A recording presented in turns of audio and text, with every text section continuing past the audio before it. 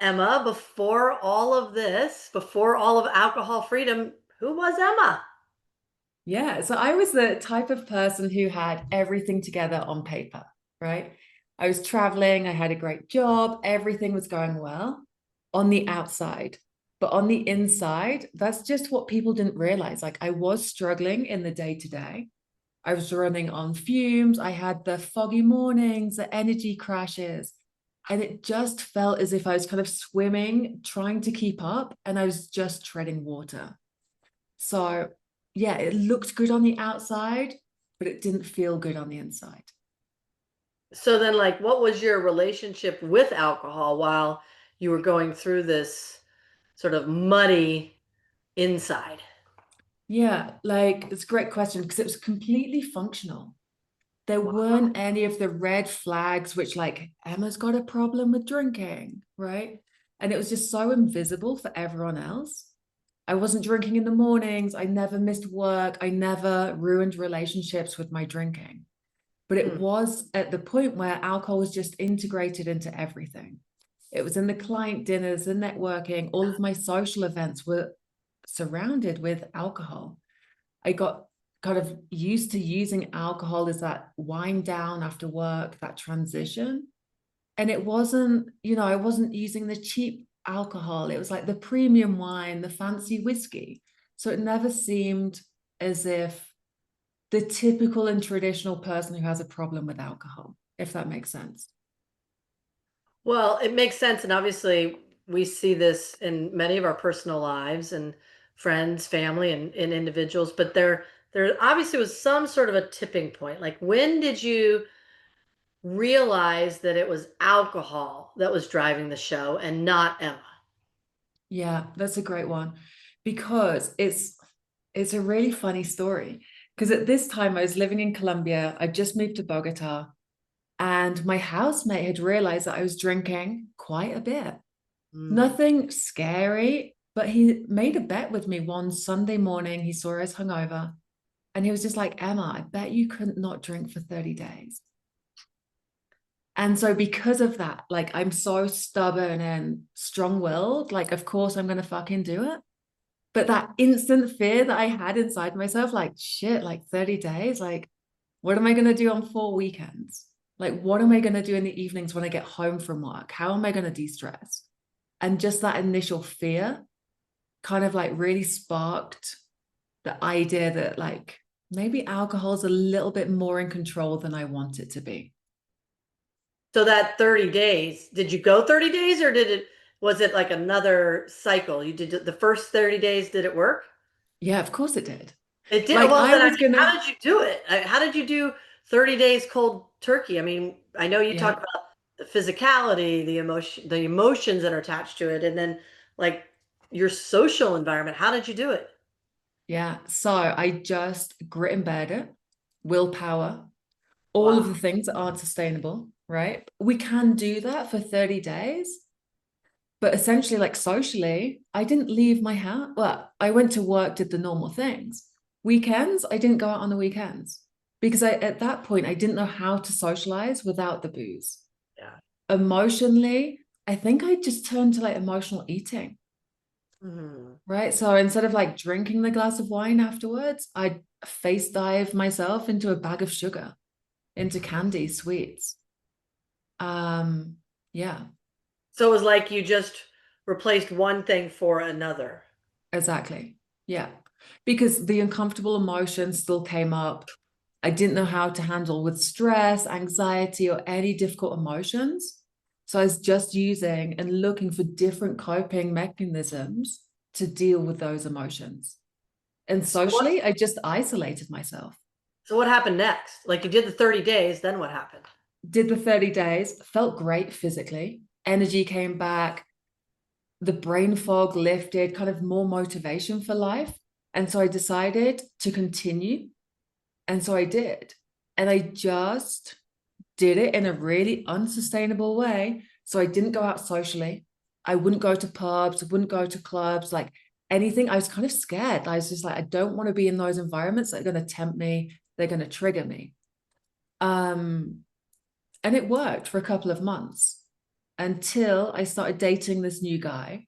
He invited me away on a long weekend, and we're in a restaurant, and I just didn't know how to say no to alcohol without being or coming across as like the person who has a problem.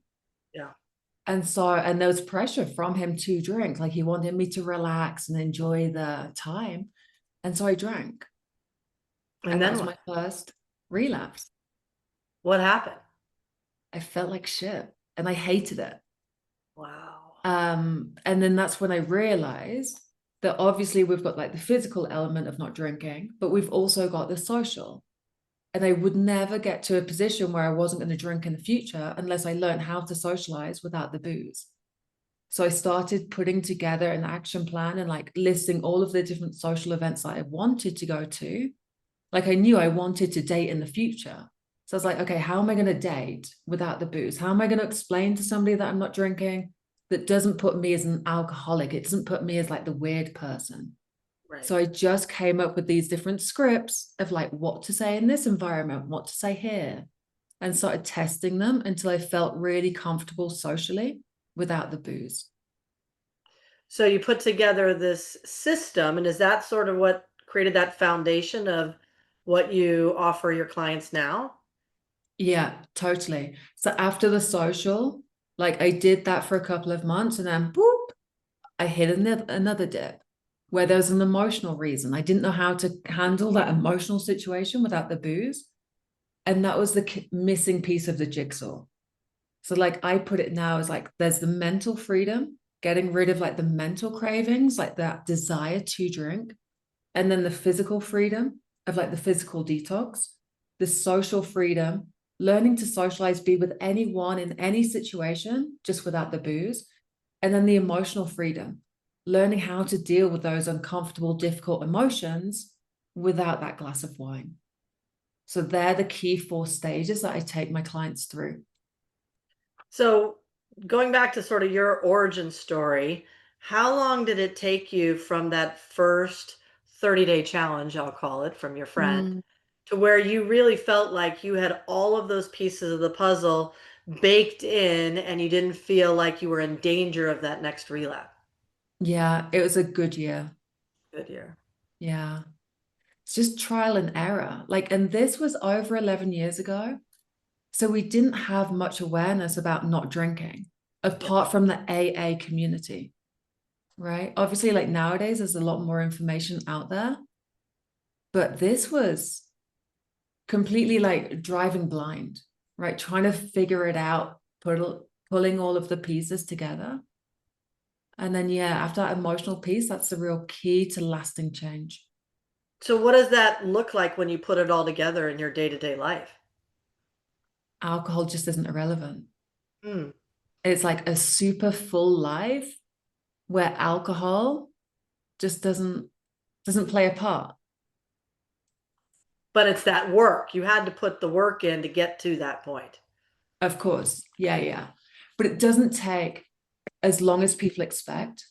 Like some people think, like I hear from people who have been alcohol free or sober, they'll call it for like 2 years, 3 years, and they're still working the program, trying, like working the triggers. Like they're only extending the process because they haven't done it in the systematic way. They haven't looked at all of the triggers that they have. They haven't looked at all of the social situations. They haven't looked at the emotional regulation, right? So I can take my clients from daily drinking and like a client who's just finished the program today, actually, Fiona, she went from daily drinking for the last 20 plus years. Wow. Within 14 days, she's like, I don't automatically think about reaching for that glass of wine in the evening. What So a within four, success. right, 14 days, she saw a difference in that automatic mental pattern of just autopilot getting that glass of wine. And then today, 100 days, she's like, I don't even think about alcohol. Don't watch the alcohol videos on YouTube like she used to. And she's like, don't care about it. It's not relevant to me anymore. Because it's almost as if when you talk about putting the system in place, it's like you change, your energy, your focus, and your work. Talk about that for you. Like, what did you first start to notice when you realized you got over either the first or second relapse? Yeah, I guess like after I got the social freedom, I realized that instead of like isolating myself, not going to bars, I just didn't feel comfortable being in those situations because I thought I'd be triggered.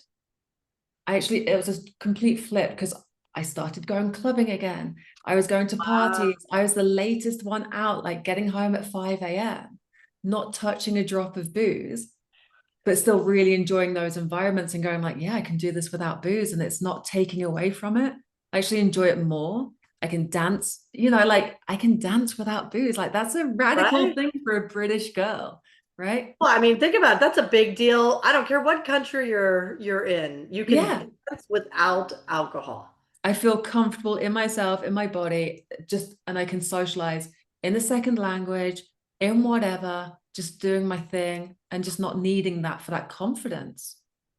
Well, what do you think people struggle with the most? I mean, that sounds so promising. So if that's the pinnacle of what's going to happen and you see it and you can feel it and you can touch it and you know that's where you want to go, like what's the big hurdle or what's the big struggle for people then?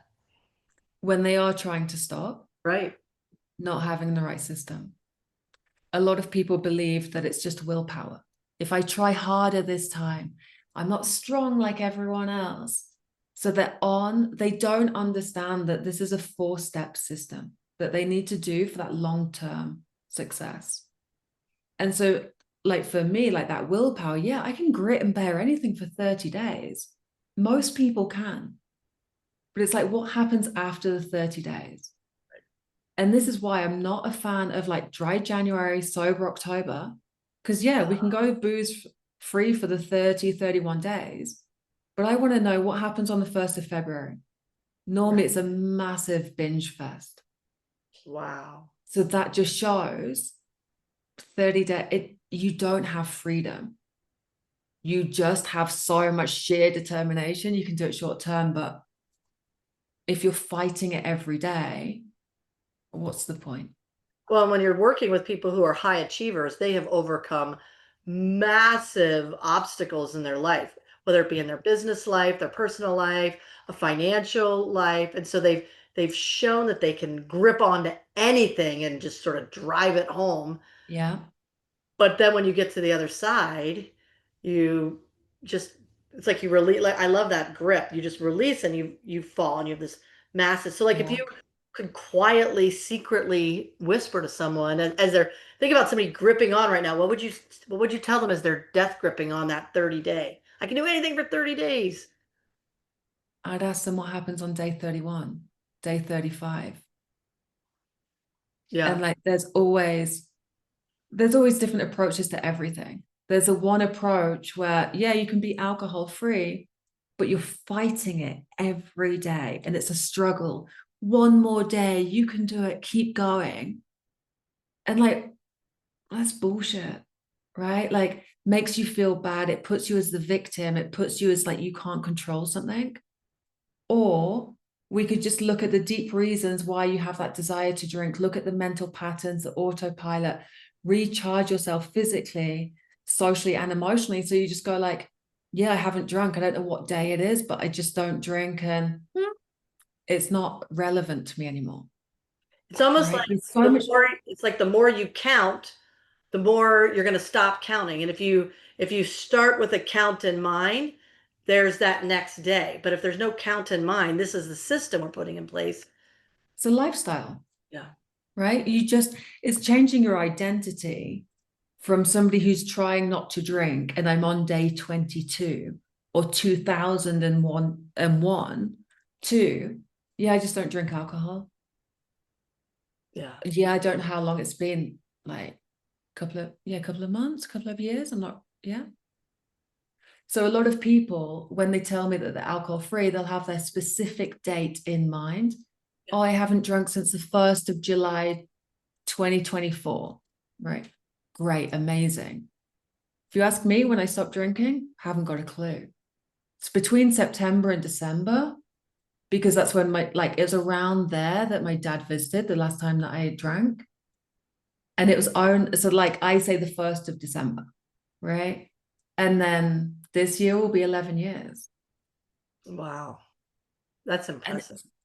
it sounds cool, but ultimately it doesn't matter if I'm like, can't drink today, can't drink today.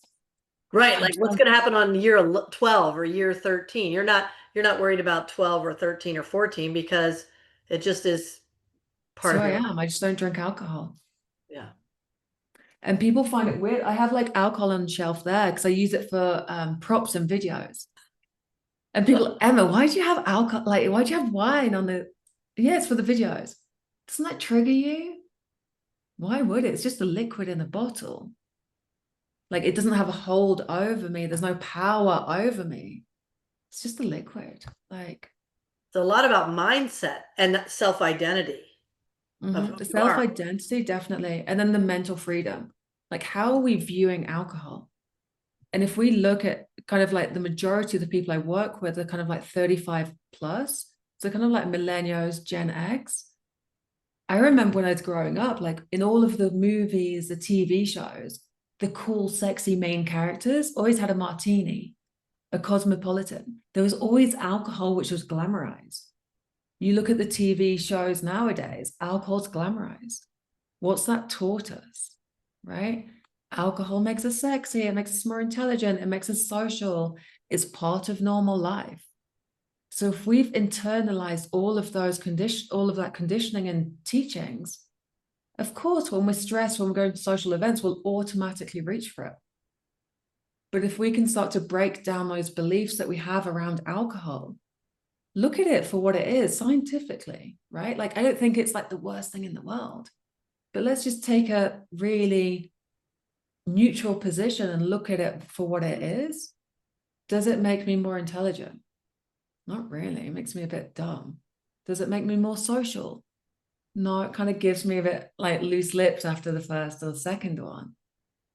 And so when we break it down, it's really easy to change our mindset and how we view it. So that changes when our beliefs are changed, it changes our actions and so on, right? And in some of the coaching I've done, a belief is just a thought you keep thinking.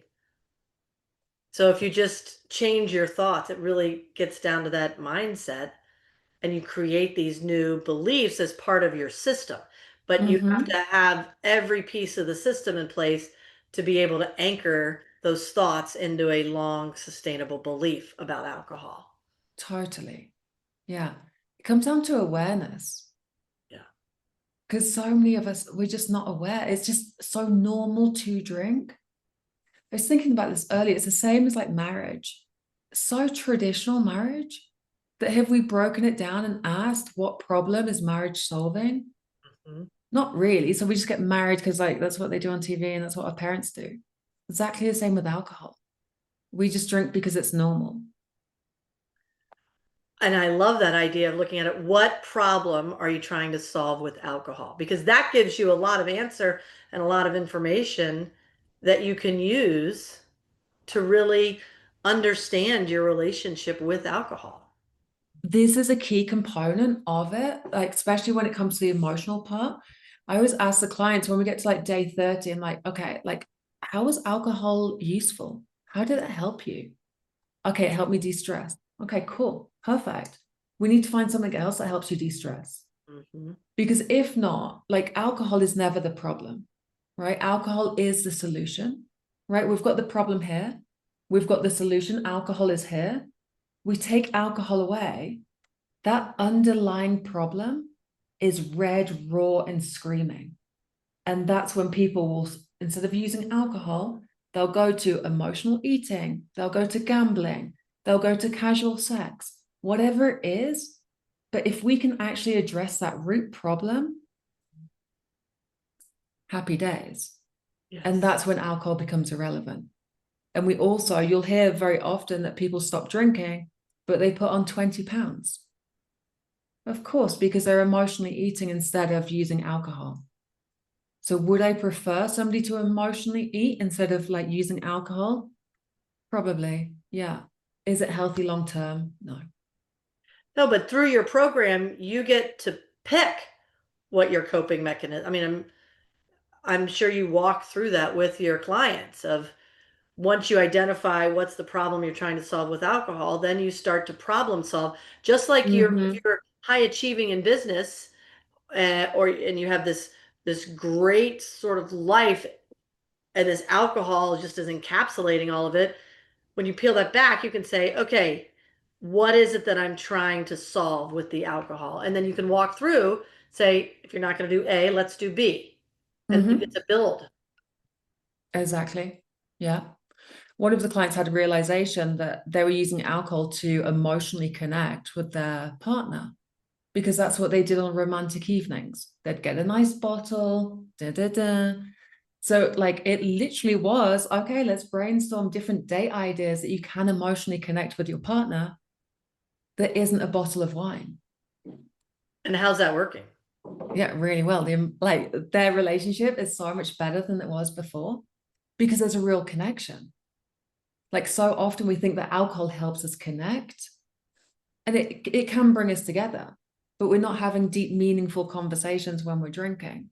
We're not our most considerate when we're drinking.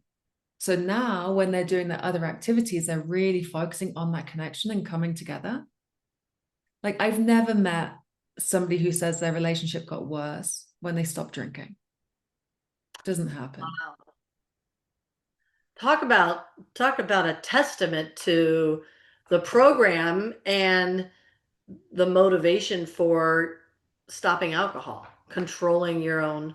Because I know you've gone back and forth here, and we'll sort of end with this thought. You've gone back and forth with stop alcohol versus control alcohol. Talk to me what you're thinking about how somebody would describe the work that you're doing. Yeah, that's interesting. Because a lot of people, when you say stop drinking, they have a fear. They're like, for how long? Like forever? Yeah. Quit? Huh? It like as soon as you say you're never doing X again for the rest of your life, it's fucking terrifying and it's daunting, right? I started drinking when I was 12, 13. So if you told me like you can never drink again, no way. Like I just want to go and drink. So what my program isn't about stopping drinking for the rest of your life or quitting alcohol. It's about taking a break. We take 100 days from alcohol so then we can go through all of the different stages. And I would say 90% of people who come to me say that we're going to take a break and we'll see what happens afterwards. Perfect. Totally agree. And then always by day 80, 85, I'll always get a message going like, Emma, I've been thinking about after the program and I think I'm going to be continuing because Wow. they start to have that realization that alcohol is completely like it's not enhancing their life, Yeah. right? And I always relate it to like a relationship. At the beginning, when you're in a toxic relationship, it's like, how am I going to live without them? They're like everything. You take a break from that relationship, get a bit of distance, then you can make a really conscious decision. After 80, 90 days without alcohol, you know what it's like to live fully without booze. Then make your decision how you're going to go forward. If it's really that bad, you can always go back to drinking. Do you know what I mean? Like it's It's not like a true. decision What that do you you have to can lose never if take it's back, right? right? Let's take Right. a break and then see how we go forward from there. I would say 95% of the clients end up saying that they want to continue not drinking. And then they'll set their own challenge, another 100 days until Christmas, until Easter. And then I'm like, cool. And then do a self check in a week before that date. Where are you going to go from here? And they It always puts end the up extending. locus of control on the individuals. Like they are in full control, and that's just really empowering. Yeah. And the only rule is they make that decision from a very conscious, balanced state. It's never in the moment emotional that they're at a party, they're feeling uncomfortable, I'm going to drink. No, you have to decide that 24 hours before. That's amazing. Because then you're never caught when you have a system, you're not caught off guard. Exactly. You And know you exactly what to do. You just follow the rules. Not even rules, but just follow the system because it works. yeah. Well, I am really excited about these conversations moving forward. I think you are absolutely incredible, and it just warms my heart knowing that you are helping individuals figure out how to take control of their own lives so that they can then continue to thrive and achieve and do whatever it is they want to do in this lifetime. It's just a beautiful journey. I'm grateful to call you my friend, and I can't wait for more conversations with Emma. And this has just been so fun to just walk through this with you.